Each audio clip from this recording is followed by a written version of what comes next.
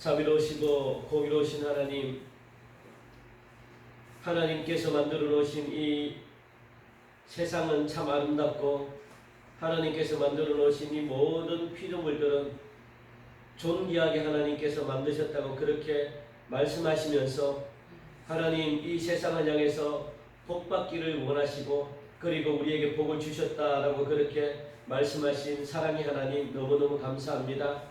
오늘도 하나님 그 주님 우리 하나님이 주시는 그 사랑을 생각하면 무엇라 하나님 우리가 감사를 올려야 될지 몰라 이 하루를 시작하는 첫 시간을 주님 앞에 나와 찬양과 감사로 말미암아 예배드리게 하심을 감사합니다. 하나님 우리의 전 존재를 다 바쳐 하나님을 찬양하는 하나님께 영광 올려드리는 아름다운 믿음의 하나님 자녀들로 살아갈 수 있도록 인도하여 주시고 참으로 지금 이 세상은 너무 하나님 또 어렵고 힘든 세상을 우리가 살아갑니다. 하나님 어떻게 해야만 하나님의 마음을 기쁘게 하고 어떻게 해야만 하나님께서 우리에게 주신 그 은혜를 보답할 수 있사오리까. 오늘도 하나님 이 자리에 지혜를 주시고 은혜를 주심으로 말미암아 우리가 하나님을 찬양하는 일에 있어서 정말 어떻게 해야 될지 하나님이 가르쳐 주심으로 말미암아 주님의 영광이 이 세상 가운데 가득하게 하여 주시옵소서. 하나님 이 시간 이 예배로 통해서 하나님이 주시는 귀한 말씀을 듣길 원합니다. 이 말씀을 붙들고 오늘도 어디로 가야 될지 우리의 가야 될 길을 하나님께서 알려주시고 우리가 있어야 될 자리를 하나님께서 알려주시고 또 우리가 말해야 되고 우리가 행동해야 될 하나님 하나하나의 모든 삶을 성령께서 주관해 주시사 우리가 시험 들지 않고 넘어지지 않고 세상 사람들에게 짓밟히지 않고 세상 사람들에게 하나님 욕 듣는 그런 일들이 없도록 주님께서 우리의 모든 삶을 주관하여 주시옵소서. 내 생각이 내 행동이 내 삶의 변화가 있게 하심으로 나로 인하여 하나님의 영광이 하나님 이 세상 가운데 가득히 나타나게 하시고 성령의 9가지 열매가 주렁주렁 맺어짐으로 말미암아 칭찬 듣는 하나님의 자녀들로 살게 하여 주옵소서. 오늘도 우리에게 말씀해 주시길 원합니다. 그러므로 우리의 모든 어두운 하나님 문제들이 다 해결받게 하여 주시고 무거운 짐들을 다 주님 앞에 내려놓고 세상이 줄 수 없는 평강과 기쁨을 맛보는 은혜 허락해 주시고 이 나라 이 민족 하나님 우리가 짊어질 모든 어둠의 권세가 다 물러가고 하나님을 찬양하는 복된 나라로 변화되게 하여 주시옵소서. 주님의 은혜가 이곳에 가득하기를 간절히 원하오며 감사하며 예수님 이름으로 기도하옵나이다. 아멘. 오늘 시편 36편 말씀입니다. 시편 36편 1절부터 12절까지 말씀입니다. 826년 시편 36편 1절부터 12절까지 우리 말씀을 교독하시겠습니다. 악인의 죄가 그의 마음속으로 이르기를 그의 눈에는 하나님을 두려워하는 빛이 없다 하니 그가 스스로 사람을 자기의 죄악은 드러나지 아니하고 미워함을 받지도 아니하리라 하미로다. 그의 입에서 나오는 말은 죄악과 속임이라. 그는 지혜와 선행을 거쳤도다. 그는 그의 침상에서 죄악을 꾀하며 스스로 악한 길에 서고 악을 거절하지 아니하는도다. 여호와여 주의 인자하심이 하늘에 있고 주의 진실하심이 공중에 사무쳤으며 주의 의는 하나님의 산들과 같고 주의 심판은 큰 바다와 같으리이다. 여호와여 주는 사람과 짐승을 구하여 주시나이다. 하나님이여 주의 인자하심이 어찌 그리 보비로우신지요. 사람들이 주의 날개 그늘 아래에 피하나이다. 그들이 주의 입에 있는 살린 것으로 풍족할 것이라. 주께서 주의 복락의 강물을 마시게 하시리이다. 진실로 생명의 원천이 주께 있사오니 주의 빛 안에서 우리가 빛을 보리이다. 주를 아는 자들에게 주의 인자하심을 계속 베푸시며 마음이 정직한 자에게 주의 공의를 베푸소서. 교만한 자의 발이 내게 이르지 못하게 하시며 악인들의 손이 나를 쫓아내지 못하게 하소서. 악을 행하는 자들이 거기서 넘어졌으니 엎드러지고 다시 일어날 수 없으리이다. 아멘. 오늘 본문에 나와 있는 이 표제, 우리가 앞에 나와 있는 표제를 보면 여호와의 종 다윗의 시 그렇게 적혀 있는 것을 볼 수 있습니다. 그러니까 오늘 시편 36편은 여호와의 시라는 것을 우리가 쉽게 알 수 있는 거죠. 그런데 여호와의 종 다윗의 시라고 언급하고 있어요. 다윗의 시는 알겠는데 여호와의 종이라는 것이 붙어 있습니다. 이 말 뜻은 무엇이냐면 정치 지도자인 왕의 자격으로 오늘 본문을 지은 것이 아니라 왕의 신분으로 오늘 본문을 지은 것이 아니라 여호와의 종으로 소개되고 있는 것을 볼 수 있습니다. 이 종이라는 개념은요, 일하는 사람이죠. 그리고 봉사하는 사람이고 섬기는 사람입니다. 그러니까 주인의 지시를 받아가지고 주인을 위해서 일하는 사람이 바로 종입니다. 주인을 위해서 일하는 사람, 주인을 위해서 봉사하는 사람이 종인 거죠. 그런데 오늘 다윗의 주인은 누구라고 이야기했냐면 여호와의 종, 나는 여호와의 종이다라고 그렇게 다윗은 말하고 있죠. 그러니까 다윗의 주인은 여호와 하나님임을 알 수 있습니다.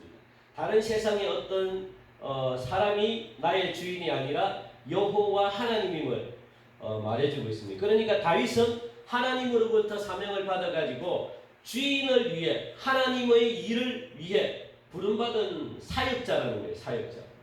왕으로서 먼저 왕의 신분에 앞서가지고 하나님의 일을 하도록 부름받은 하나님의 종, 지도자라고 그렇게 언급하고 있는 것을 볼 수 있죠. 그러니까 다윗은 왕의 신분보다는 하나님이 이스라엘을 다스리는 영적 지도자임을 먼저 인식했다는 거예요. 하나님의 종으로 먼저 인식하고 하나님의 일을 먼저 하겠다는 거예요. 그게 오늘 우리에게 주시는 귀한 교훈입니다. 다윗이 영적인 지도자로서 하나님의 일은 뭐냐면 이스라엘 백성들을 하나님이 원하는 길로 인도하는 게 다윗이 받았던 사명입니다. 이스라엘 백성들이 하나님이 원하는 길 그쪽으로 가게 하는 거죠. 그게 바로 종이 해야 될 일이잖아요. 그게 한국교회 목회자가 해야 될 일입니다. 한국교회 모든 목회자들은 사명을 받은 모든 지도자들, 영적인 지도자들은 무엇을 해야 되는가? 수많은 하나님의 종들, 백성들에게 하나님이 원하는 길로 가게 하게끔 하는 게 하나님의 종들이 해야 될 일입니다. 사람이 기뻐하는 쪽으로 가는 것이 아니라 하나님이 원하는 쪽으로 가게 만드는 것, 그게 바로 영적인 지도자들이 해야 될 일이죠. 오늘 본문을 통해서 다윗은 하나님의 백성들에게 어떻게 하는 것이 하나님을 사랑하는 것이고 그걸 가르쳐줘야 돼요. 또 믿음을 지키는 것이고 현명하게 처신하는 행동들인지 그래서 하나님 앞에 바른 삶을 살도록 삶의 자세를 갖다가 제시해주고 있는 내용이 바로 오늘 본문인데 한마디로 말하면 어떤 게 악인의 길과 의인의 삶을 구별해주는 일이 바로 영적인 지도자가 해야 될 일이다라고 말합니다.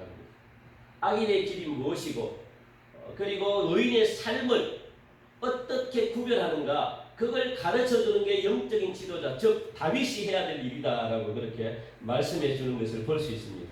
그것을 성경은 참된 지혜다라고 말하죠. 참된 지혜. 그 지혜를 달라고 기도하는 거죠. 그것을 가르쳐주고 있는 게 오늘 본문입니다. 그래서 오늘 본문은 악인의 실상, 악인의 특성을 자세하게 묘사하고 있어요. 악인이 무엇인지 알아야 되잖아요. 악인이 하는 일이 무엇인지 알아야 되잖아요. 그걸 갖다가 오늘 본문은 먼저 언급하고 있는 것을 볼 수 있습니다. 오늘 본문은 크게 세 부문으로 나뉘어질 수 있는데 1절부터 4절까지 말씀 보면은 악인의 실상, 악인의 특성에 대해서 말하고 있고 그리고 둘째 부분은 뭐냐면 5절부터 9절까지 보니까 하나님의 인자하심과 또 생명의 권능되심을 그렇게 설명하고 있습니다. 그리고 마지막 세 번째 부분은 10절부터 12절까지 말씀 보니까 의인과 악인에게 보응해 주시는 것이 무엇인지 그리고 의인과 악인이 반드시 보응을 받아야 된다라고 다윗은 간구하고 있는 그런 다윗의 기도가 실려져 있는 것을 볼 수가 있죠.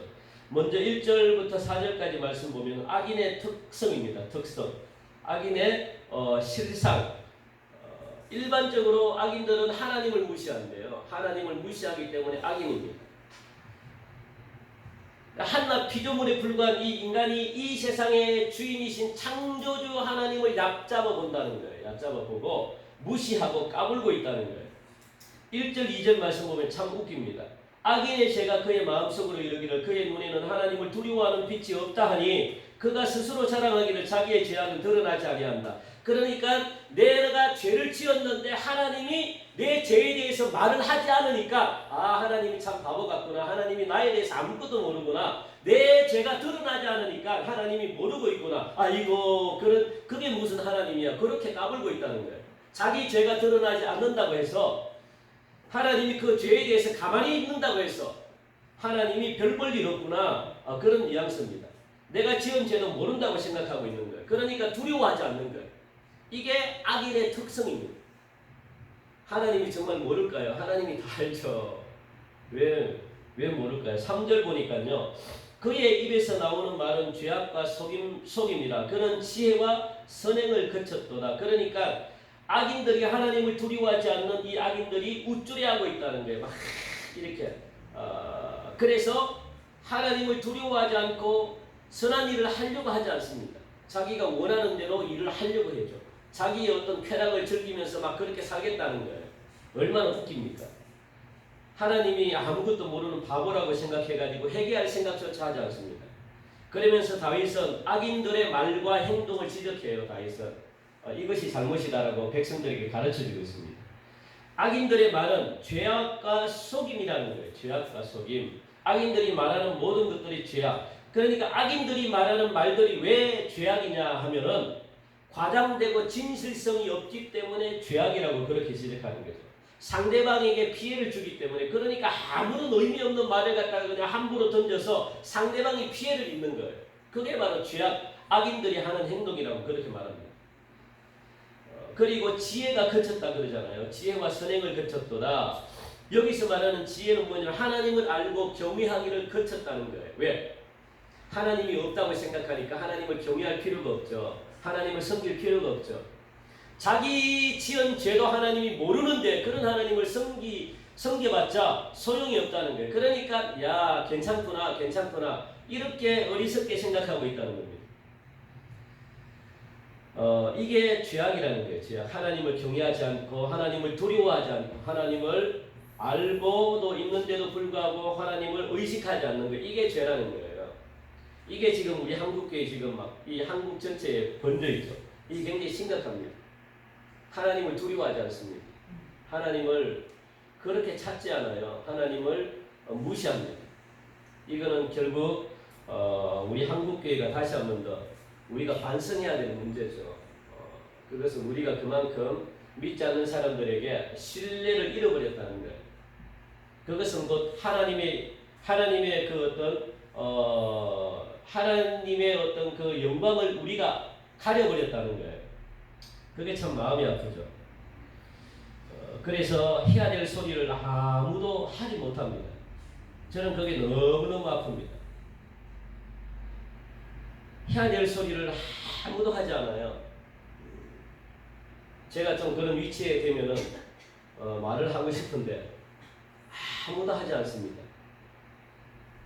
하나님의 영광이 이 땅 가운데 짓밟히고 있는데도 불구하고 아무도 그런 이야기를 하지 않습니다. 그게 하나님의 입장에서 얼마나 마음이 아플까요? 정말 마음이 아픕니다.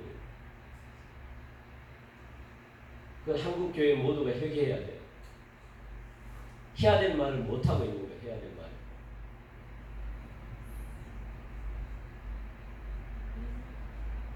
그래서 4절 보니까 그는 그의 침상에서 죄악을 꾀하며 스스로 악한 길에 서고 악을 거절하지 아니하는도다. 그렇게 말합니다.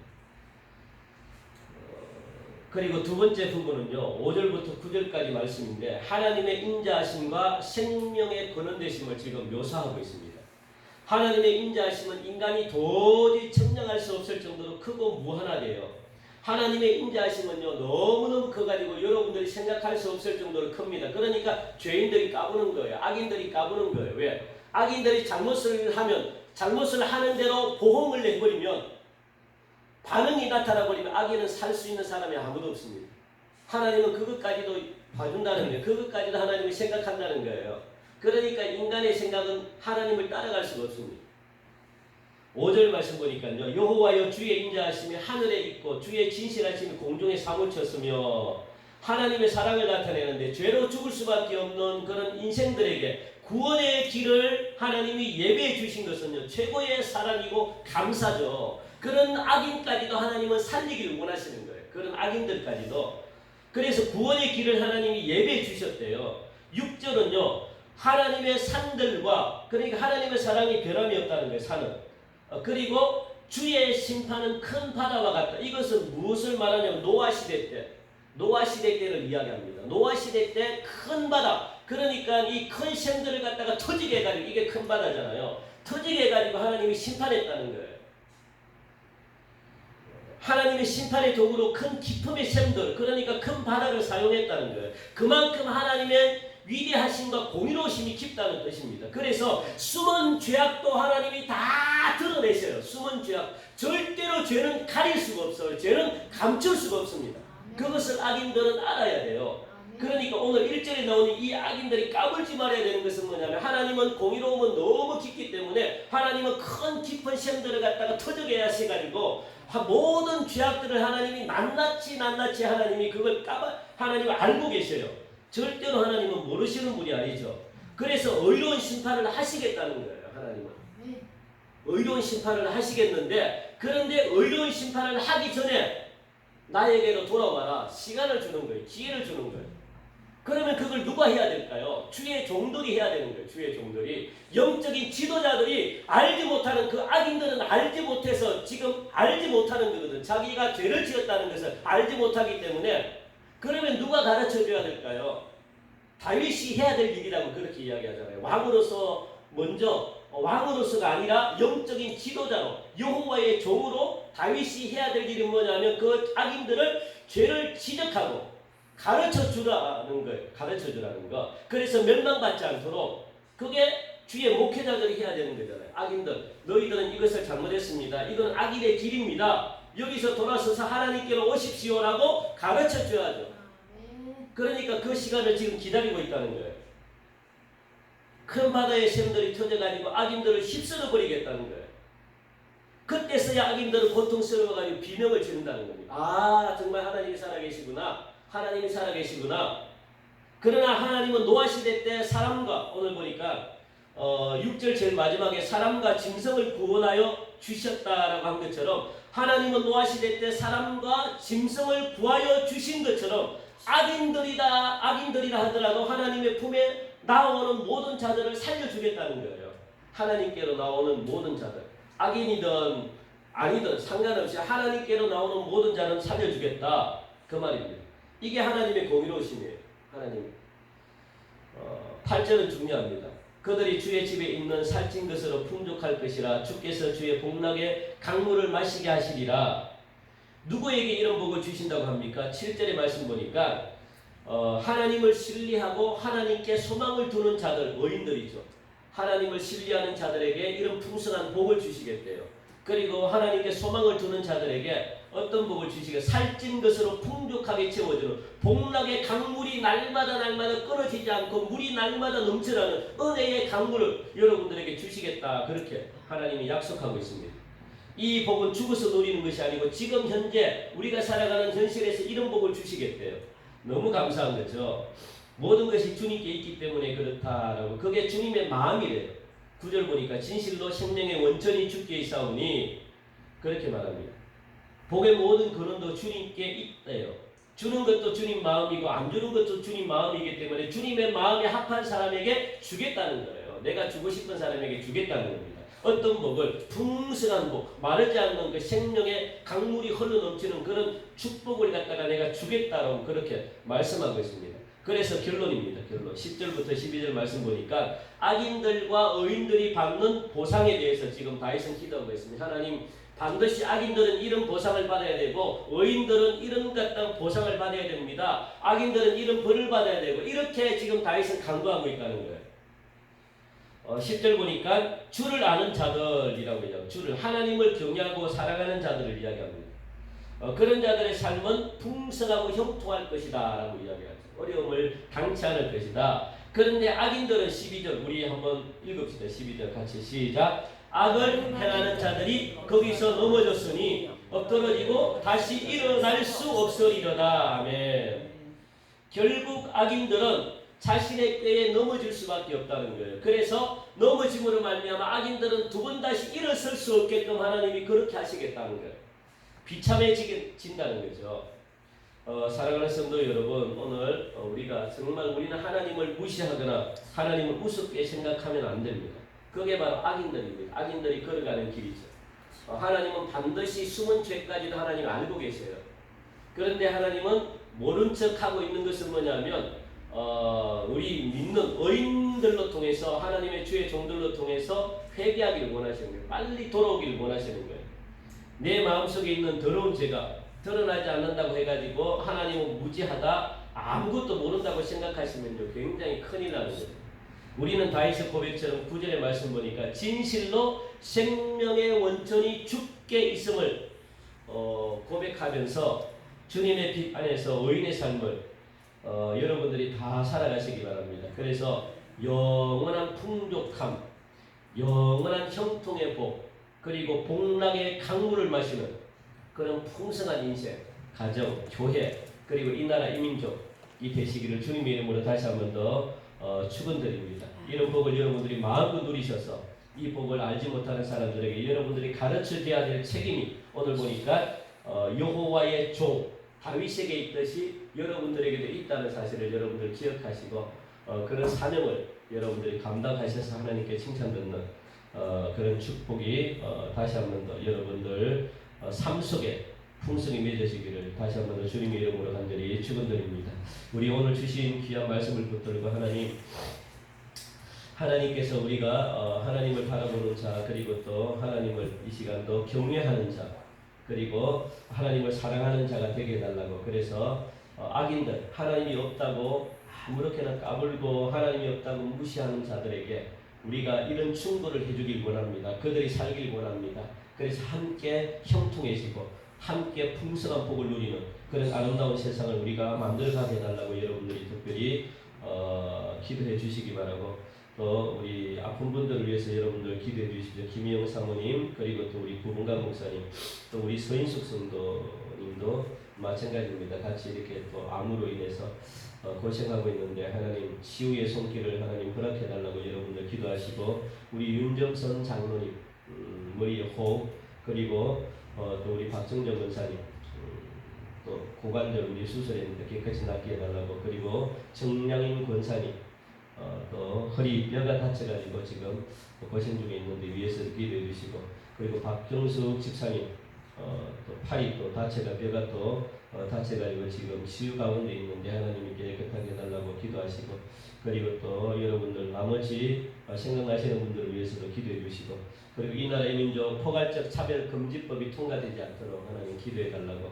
그리고 한국교회가 다시 한 번 더 회개하고 거룩해지는 그런 아름다운 교회가 되게 해서 다시 한 번 더 세상을 빛처럼 소금처럼 그렇게 섬길 수 있는 그런 교회에 코로나19로 인하여 우리가 어려움 당하지 않도록 하나님께서 모든 어려움을 막아달라고 여러분들 기도하시고, 가지고 있는 기도 제목을 가지고 가정을 위해서도 기도하시고 자녀들을 위해서